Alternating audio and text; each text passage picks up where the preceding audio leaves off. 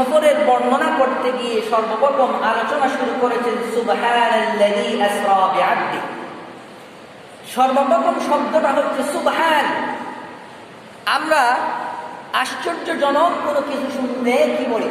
সুবহানাল্লাহ বলি না? কথা বলেন, আমরা বলি না সুবহানাল্লাহ বলেন?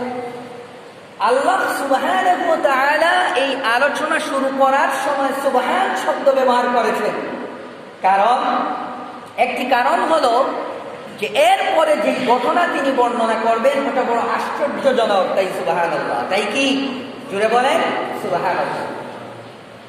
দ্বিতীয়ত, তিনি পরবর্তীতে যে ঘটনাটা বর্ণনা করবেন ওই ঘটনাটা যদিও মানুষের জন্য অসম্ভব, কিন্তু আল্লাহর জন্য অসম্ভব নয়। আল্লাহ সব অসম্ভব থেকে, সব দুর্বলতা থেকে, সব না পারা বিষয় থেকে পবিত্র। সুবহানাল্লাহ। এটা বোঝানোর জন্য তিনি প্রথমে সুবহানাল্লাহ শব্দ এনেছেন। দ্বিতীয়ত তিনি বললেন আল্লাযী আসরা বিআবদি, আমি আমার নবী, আমার গোলাম, আমার বান্দাকে আমি সফর করিয়েছি। আল্লাযী আসরা, আমি ভ্রমণ করিয়েছি, না তিনি নিজে করেছেন। আল্লাহ পাক বলতেছেন তিনি করেন নাই, আমি করিয়েছি। একটা হলো নিজে নিজে সফর করা, আরেকটা হলো অন্যে সফর করানো। আল্লাহ পাক বলছেন এখানে আমার নবী নিজে নিজে করেন নাই, বরং আমি তাকে সফর করিয়েছি। সুবহানাল্লাহ বলেন। আল্লাহ রাব্বুল ইজ্জতুল জালাল কেন এই কথা বললেন? তিনি কেন বললেন না আমার নবী সফর করেছেন, বললেন আমি করিয়েছি? এর কারণ হলো এই যে সফরের আলোচনা তিনি করবেন এটা নবীর পক্ষে সম্ভব নয় যদি আল্লাহ না করেন। এর কয়েকটা কারণ।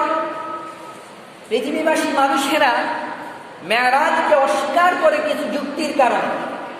তাদের এক নম্বর যুক্তি হলো তিনি যে 7 আসমানের উপরে আরশে মুআল্লা পর্যন্ত চলে গেলেন, পৃথিবীর উপরে মধ্যাকর্ষণ শক্তি বলে একটা স্তর আছে, যেখানে কোনো কিছু এর উপরে গেলে নিচে আর আসতে পারে না, উপরে চলে যায়। আমরা যদি কোনো পাথর ডিল মারি উপরের দিকে যায় না নিচের দিকে আসে? নিচের দিকে আসে। মধ্যাকর্ষণ শক্তির উপরে চলে গেলে উপরের দিকে যাবে, নিচের দিকে আসবে না। তাহলে নবীজি মধ্যাকর্ষণ শক্তির উপরে গিয়ে আবার নিচের দিকে আসলেন কিভাবে? এটা মানুষ বিশ্বাস করতে চায় না, বা এটা বিজ্ঞানও মেনে নেয় না। এই কারণে আল্লাহ পাক বলছেন আমার নবী সফর করেন নাই, আমি করিয়েছি। 2 নাম্বার, পৃথিবীর উপরে একটি স্তর আছে, যে স্তরটা বরফের স্তর, লক্ষ কোটি মাইল বিস্তৃত সেই স্তর, যেখানে কোনো যান কোনো জিনিস গেলে পরে সেটা বরফ, তাকে বরফ বানিয়ে ফেলে। কি বানিয়ে ফেলে? জোরে বলেন, বরফ বানিয়ে ফেলে। মুহাম্মদুর রাসূলুল্লাহ একজন মানুষ হয়ে ওই স্তর পাড়ি দিয়ে উপরে গেলেন, আবার নিচে আসলেন, তাকে কেন বরফ বানিয়ে ফেলল না? এটা মানুষ বুঝতে চায় না, বা বিজ্ঞান এটা বুঝে না। 3 নাম্বার, পৃথিবীর উপরে আরেকটি জগৎ আছে, একটি স্তর আছে যেটা আগুনের। কিসের? আগুনের স্তর। লক্ষ কোটি মাইল বিস্তৃত সেই স্তরটা, যেখানে কোনো কিছু গেলে জ্বালিয়ে ভস্ম করে দেয়। মুহাম্মদুর রাসূলুল্লাহ সাল্লাল্লাহু আলাইহি ওয়াসাল্লাম আকাশে যেতে হলে ওই স্তর পাড়ি দিয়ে যেতে হবে, অতএব তাকে তো জ্বালিয়ে শেষ করে দেওয়ার কথা। তিনি কিভাবে গেলেন, কিভাবে আসলেন? 4 নাম্বার, শূন্যে ঘুরে বেড়াতে হলে যানবাহন হিসাবে হেলিকপ্টার, বিমান অথবা রকেট এরকম কিছু লাগবে। রাসূলুল্লাহ সাল্লাল্লাহু আলাইহি ওয়াসাল্লাম এগুলা ছাড়াই কিভাবে গেলেন? এই 4টা যুক্তির কারণে মানুষ এগুলা বুঝে আসে না। আল্লাহ সুবহানাহু ওয়া তাআলা এগুলা যেন মানুষ রাসূলের প্রতি প্রশ্ন না করে, তাই তিনি বললেন আল্লাযী আসরা বিআবদি, আমি আমার নবীকে, আমার গোলামকে আমি সফর করিয়েছি, তিনি করেন নাই। সুবহানাল্লাহ। কারণ আল্লাহর পক্ষে সব করা সম্ভব। আল্লাহর পক্ষে কি?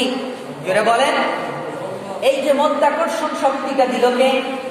জোরে বলতে হবে পৃথিবীর উপরে তারা যে আগুনের স্তর আছে ওই স্তরটা সৃষ্টি করেছে কে? যে বরফের স্তর আছে ওই স্তরটা সৃষ্টি করেছে কে? আল্লাহ পাক।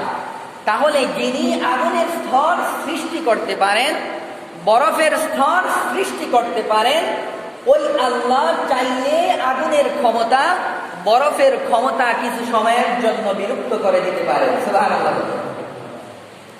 এটাই হচ্ছে মূল কথা। আর এই কারণেই আল্লাহ পাক বলেন নাই নবী সবর করেছেন, বললেন আমি সবর করিয়েছি। এই কথাগুলা যদিও যুক্তি দিয়ে বোঝার নয়, আল্লাহ পাক করিয়েছেন বাস, এটা আমরা মেনে নিব, ঠিক না? কিন্তু তারপরেও যুক্তির বাহিরে নয়। তারপরেও কি নয়? যুক্তির বাহিরে নয়, আপনারাও বুঝতে পারবেন। আগুনের কাজ হলো জ্বালিয়ে দেয়া, ঠিক না? কিন্তু আগুন জ্বালাতে হলে তার একটা সময় লাগে। কি লাগে? খুব সহজ বুঝবেন আপনারা। আমরা ছোটবেলা যখন মাদ্রাসায় লেখাপড়া করতাম তখন আর এরকম ভালো বিদ্যুতের ব্যবস্থা ছিল না। এখন তো বিদ্যুৎ মাঝে মাঝে যায়, তখন বিদ্যুৎ মাঝে মাঝে আসতো। তখন বিদ্যুৎ কি হতো? মাঝে মাঝে আসতো, মানে বেশি সময় বিদ্যুৎ থাকতো না, কম সময় থাকতো। বিদ্যুৎ চলে গেলে সৌর বিদ্যুৎ ছিল না, আইপিএস ছিল না, জেনারেটর ছিল না, এরপরে চার্জের লাইটের কোনো ব্যবস্থা ছিল না। মোমবাতি ছিল, কেরাসিনের হারিকেন ছিল, ঠিক না?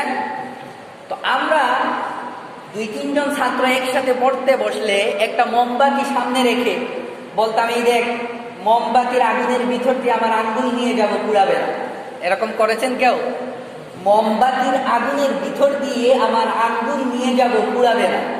তখন আমরা আঙ্গুল আগুনের ভিতর দিয়ে নিয়ে যেতাম আর বলতাম, দেখছি এটা আমার মেরামতি। যদিও আমরা ঢং করতাম, কিন্তু আগুনের কাজ হলো জ্বালিয়ে দেয়া, কিন্তু আমার আঙ্গুল কেন জ্বালালো না? কারণ জ্বালাতে যত সময় লাগে এর ভিতরেই আমার আঙ্গুলটা আগুনকে অতিক্রম করে চলে গেছে। সুবহানাল্লাহ। আপনার টেস্ট করে দেখতে পারেন, মোম জ্বালাবেন, আগুনের ভিতর দিয়ে আঙ্গুল এভাবে নিবেন, দেখবেন কিছু হবে না। কিন্তু কিছু সময় ধরে রাখবেন, আঙ্গুল থাকবে? কথা বলেন, থাকবে না। কারণ আগুনও কোনো জিনিস পুড়াতে হলে তার একটা সময় লাগে। রাসূলুল্লাহ সাল্লাল্লাহু আলাইহি ওয়াসাল্লাম যখন আরশে মুআল্লা পর্যন্ত গিয়েছিলেন, আমার নবীর যাওয়ার গতিটা এত স্পিড ছিল, আগুন জ্বালানোর সময় পায় নাই। সুবহানাল্লাহ। বরফের স্তর পাড়ি দিলেন। বরফের কাজ হলো কোনো জিনিস পেলে ঠান্ডা করে দেয়া, কিন্তু হাতে নিলেই কি হাত অবশ হয়ে যায়? না। ফ্রিজ থেকে বরফের টুকরা হাতে নিবেন, দেখবেন কিছু সময় লাগবে। অনেক সময় আপনি হাতে সেটা রাখতে পারবেন, কিছু সময় পরে আপনার হাতটা অবশ হয়ে আসবে। তো রাসূলুল্লাহ সাল্লাল্লাহু আলাইহি সাল্লাম যখন বরফের স্তর পাড়ি দিয়ে গিয়েছিলেন, তখন নবীজির যাওয়ার গতিটা এত বেশি ছিল, বরফ তাকে ঠান্ডা করে বরফ বানানোর সময় পায় নাই। সুবহানাল্লাহ। কত স্পিড ছিল! বর্তমান বিজ্ঞানীরা আবিষ্কার করেছে দ্রুতগামী, দ্রুত চলে এরকম যত জিনিস আছে সবচেয়ে বেশি দ্রুত চলে আলো। কি চলে? আলো। এই যে আলো আছে না, দিনের আলো, এটা প্রতি সেকেন্ডে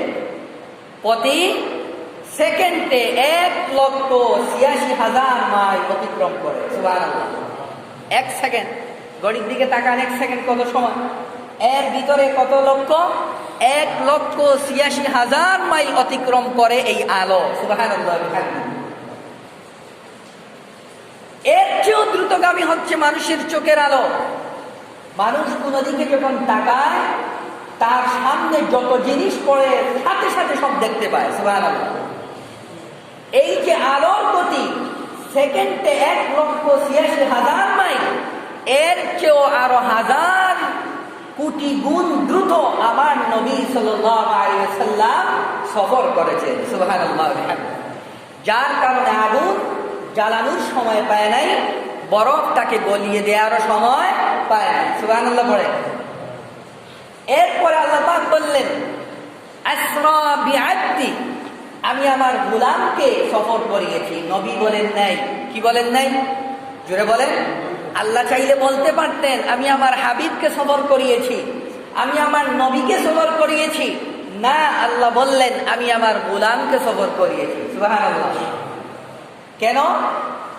কারণ হলো পৃথিবীর জমিনে মানুষের যত লকব হতে পারে আল্লাহ পাকের নৈকট্য অর্জনে, এর মধ্যে সাধারণ মানুষদের মধ্যে সর্বোচ্চ লকব হচ্ছে সাহাবী, যাদের ব্যাপারে আল্লাহ বলেছেন রাদিয়াল্লাহু আনহুম ওয়া রাদু আন, তাদের উপর আল্লাহ সন্তুষ্ট, তারাও আল্লাহর উপর সন্তুষ্ট। এরপরে আল্লাহ পাকের কাছে যত প্রিয় লকব হতে পারে এর মধ্যে সর্বোৎকৃষ্ট লকব হচ্ছে নবী এবং রাসূল, ঠিক না? এরাই তো আল্লাহর কাছে সবচেয়ে প্রিয়। এদের মধ্যে আরো কিছু নবী আছেন যারা আরো কিছু লকব পেয়েছেন, যেমন হযরত ইব্রাহিম পেয়েছেন খলিলুল্লাহ, আল্লাহর বন্ধু। আমার নবী পেয়েছেন হাবিবুল্লাহ। এই লকবগুলা হচ্ছে সর্বোত্তম। এর চাইতেও উত্তম হচ্ছে আল্লাহর গোলাম হিসাবে স্বীকৃতি পাওয়া। সুবহানাল্লাহ পড়ে। আমরা তো নিজেকে গোলাম বলতে শরম লাগে। মানুষ যে আল্লাহর যত বড় গোলাম হবে তার সম্মান তত বেশি হবে। সুবহানাল্লাহ। আল্লাহর সৃষ্টিতে নবী করিম সাল্লাল্লাহু আলাইহি ওয়াসাল্লামের চেয়ে বড় কোনো প্রিয় ব্যক্তি আল্লাহর কাছে নাই। আর আল্লাহ তার হাবিবকে সম্বোধন করছেন গোলাম বলে। কি বলে? জুড়ে বলতে হবে, কি বলে? গোলাম। গোলামের দাম আল্লাহর কাছে কতটুকু? একদিন রাসূল করিম সাল্লাল্লাহু আলাইহি ওয়াসাল্লাম সাহাবীদেরকে নিয়ে বসা, দেখতেছেন এক মহিলা চুলায় আগুন দিয়েছে। চুলায় যদি লাকড়ি দিয়ে আগুন ধরানো হয় তাহলে আগুন কখনো বাড়ে কখনো কমে, ঠিক না?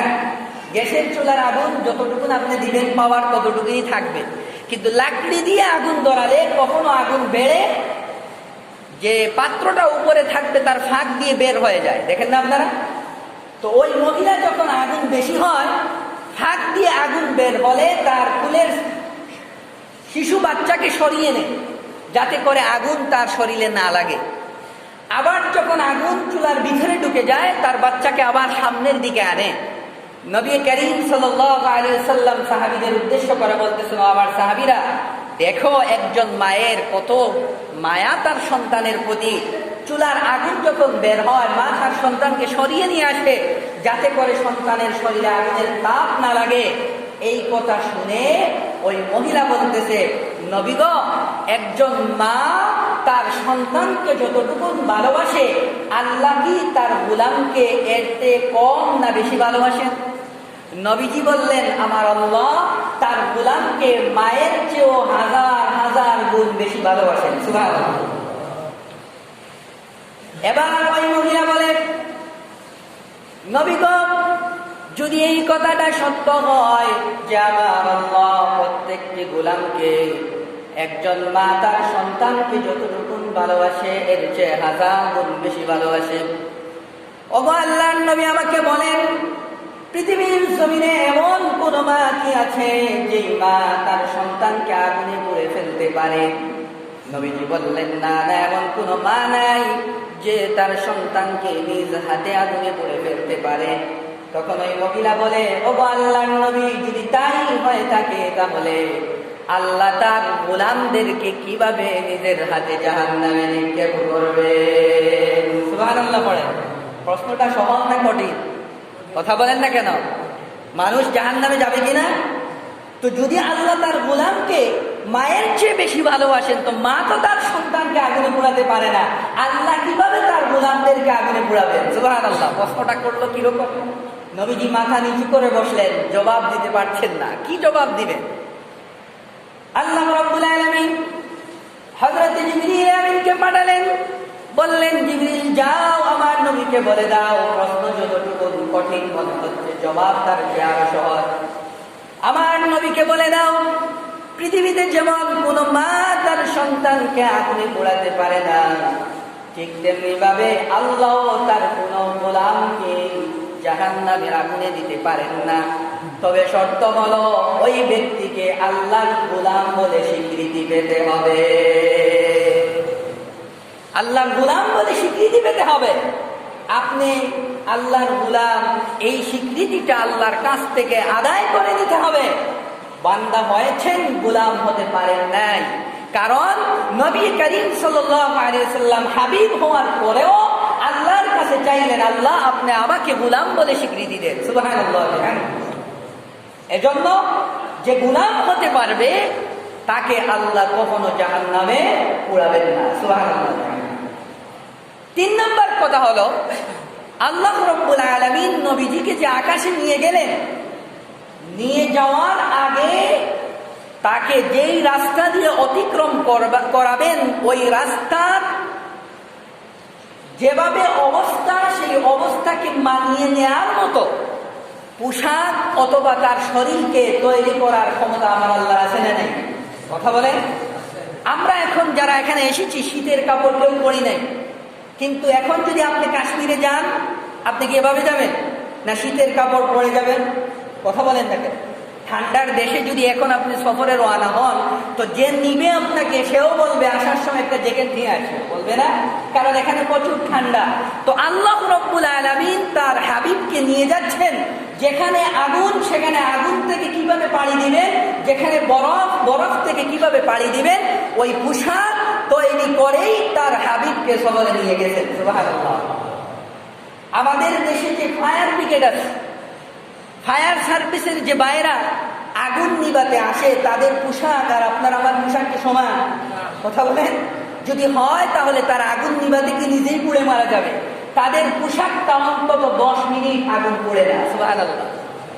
আল্লাহ সুবহানাহু ওয়া তাআলা তার হাবিবকেও যখন আকাশে তুলে নিবেন, তখন আকাশে যেতে যত স্তর তাকে পাড়ি দিতে হবে, প্রত্যেকটি স্তরের উপযোগী করেই তাকে সফরে নিয়েছেন। সুবহানাল্লাহ। এরপর উদাহরণ হলো, নবী করিম সাল্লাল্লাহু আলাইহি ওয়াসাল্লাম যখন মক্কা থেকে সফর শুরু করবেন, তখন হযরত জিবরিল আমিন এবং হযরত মিকাইল, এই দুইজন ফেরেশতা এসে নবী করিম সাল্লাল্লাহু আলাইহি ওয়াসাল্লামকে হযরত উম্মে হানির ঘর থেকে নিয়ে হাতিমে কাবায় শুয়ে তার হাড়টাকে সার্জারি করলেন। কি করলেন? বুকটা ছিঁড়ে তার হাড় বের করে ওই হাড়টাকে জমজমের পানি দিয়ে ধুয়ে নিলেন। সুবহানাল্লাহ। অপারেশন করলেন, করে জমজমের পানি দিয়ে তার হৃদয়কে, তার হাড়কে ধুয়ে ওই যোগ্যতা সম্পূর্ণ বানালেন, যেই যোগ্যতা সম্পূর্ণ হলে তিনি আরশে মুআল্লা পর্যন্ত যেতে পারবেন। সুবহানাল্লাহ। জমজমের পানি দিয়ে কেন ধুইলেন? চাইলে তো হাউজে কাউসারের পানি দিয়েও ধুইতে পারতেন না? আল্লামা আনোয়ার শাহ কাশ্মীরি রাহমাতুল্লাহ আলাইহি বলেন, এর দ্বারা বোঝা যায় হাউজে কাউসারের পানির চাইতেও জমজমের পানির গুণ বেশি। সুবহানাল্লাহ। জমজমের পানির 60টা গুণ আছে। কয়টা গুণ? কথা বলেন। 60টা গুণ। আগামী বৃহস্পতিবার রাত্রে মাগরিব থেকে আলোচনা হবে মেরাজ সম্পর্কে। আপনারা উপস্থিত থাকবেন, তখন আলোচনা হবে। এখন সময় শেষ হয়ে গিয়েছে। ওয়া আখিরু দাওয়ানা।